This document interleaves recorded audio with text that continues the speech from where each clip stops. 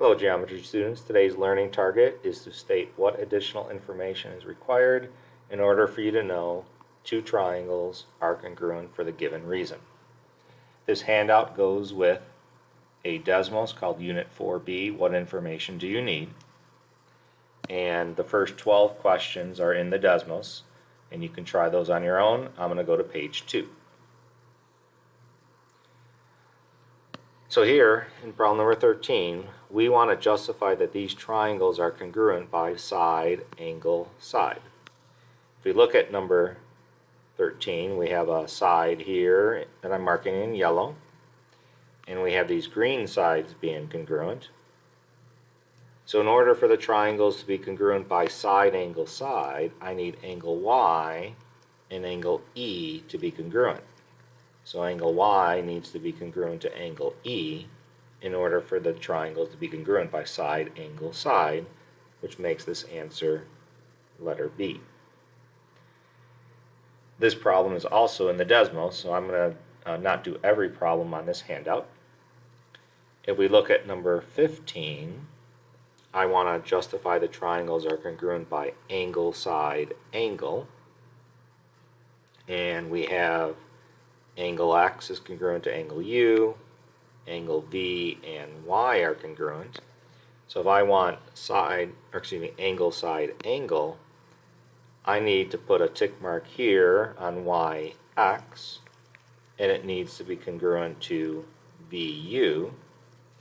And if I do that, then these triangles are congruent by angle, side, angle, which makes the answer letter B. In problem number 16, if you want hypotenuse leg to be the reason, we already have the legs congruent in the two triangles. We have the right angles, so we need the hypotenuse to be marked. So across from the 90, remember, is the hypotenuse. So I would need these two sides to be congruent, meaning JI is congruent to VW, and that is choice A. In problem number 17, remember you always get the reflexive property. So you automatically get DB is congruent to DB. And now if you want these triangles to be congruent by side, side, side, I would need CD to be congruent to IB. So CD needs to be congruent to IB in order for the triangles to be congruent by side, side, side, which is choice C. When we take a look at problem number 18, again, always mark the reflexive property. So UV is congruent to itself. Here I want angle, angle, side. And in order to be angle, angle, side, you need angle T and angle G to be congruent. So angle T needs to be congruent to angle G, and that's choice B as in boy.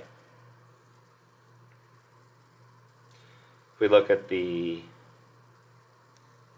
problem number 19 on page 3, remember always mark vertical angles. So I'm going to mark those two vertical angles in green. And now I want angle, side, angle, which means I need angle H and angle Q to be congruent. So for angle, side, angle, I need H to be congruent to angle Q, which is letter D.